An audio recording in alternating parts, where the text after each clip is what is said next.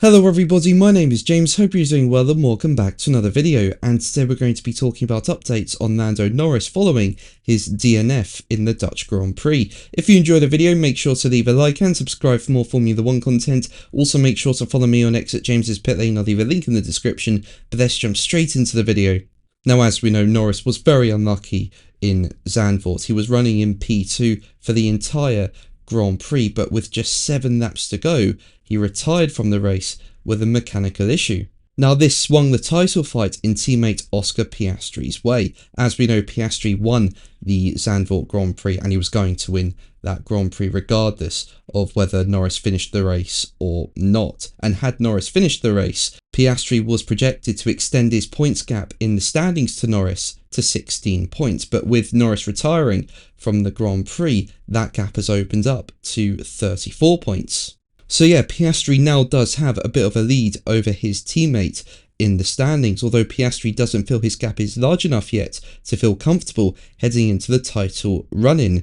Oscar Piastri said, as quoted by Autosport, "There's still a long way to go. I need to keep pushing and trying to win races still. I wouldn't say it's a very comfortable margin. As we saw today, it can change with one DNF very quickly, so this is far out from the end of the year. It's not a comfortable gap." So what happened with Norris? Well, we heard him on the team radio report smoke in the cockpit, and then the camera cut to Norris's car and we saw smoke coming out the back of the car, and then he soon pulled over.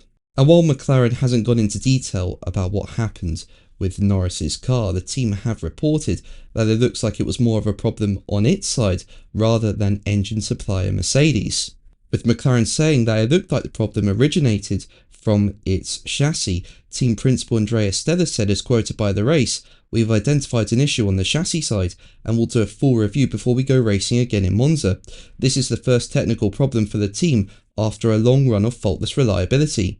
Now, The Race says it understands that it was a minor part failure that caused an oil leak, which sensors picked up and caused an engine shutdown. And one thing to note is that while this looks like more of a car issue than an engine issue, Norris had maxed out all of his engine components except for the exhaust system before this incident happened.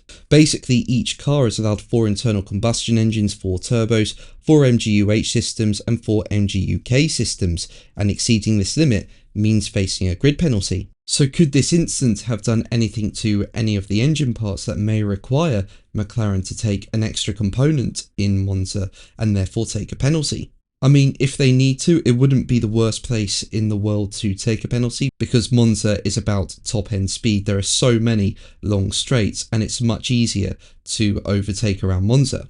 But the good news for Norris is that he may not have to, with The Race saying one reassuring aspect for Norris of McLaren's discovery is that if the engine shut down because of a problem elsewhere on the car, there is a higher chance that it did not suffer any damage, making it less likely that another set of power unit components will have to be brought into his pool.